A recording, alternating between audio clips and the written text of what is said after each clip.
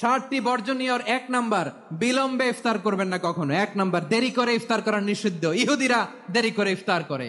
লা ইয়াজালুন নাসু আলা খাইরিন মা আজ্জালুল ফিতরা। বিশ্বনবী বলেছেন, এই উম্মত যতদিন আগে আগে ইফতার করবে, এই উম্মতের কপাল থেকে কল্যাণ কেউ ছিনিয়ে নিতে পারবে না। চিল্লায় বলেন ঠিক কি না?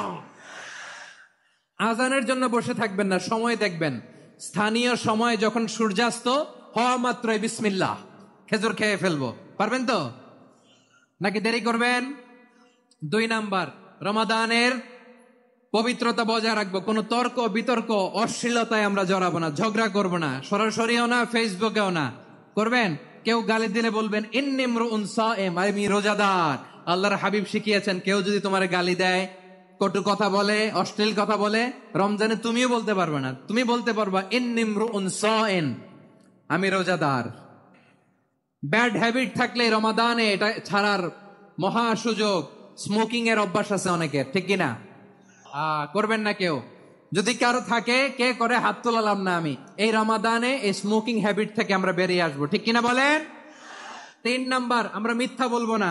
বিশ্বনবী বলে যে রমজানে মিথ্যা কথা, মিথ্যা কাজ, মিথ্যা সাক্ষী ছাড়তে পারে নাই, তার না খেয়ে থাকা, উপবাস থাকা দিয়ে আল্লাহর কিছু যায় আসে না।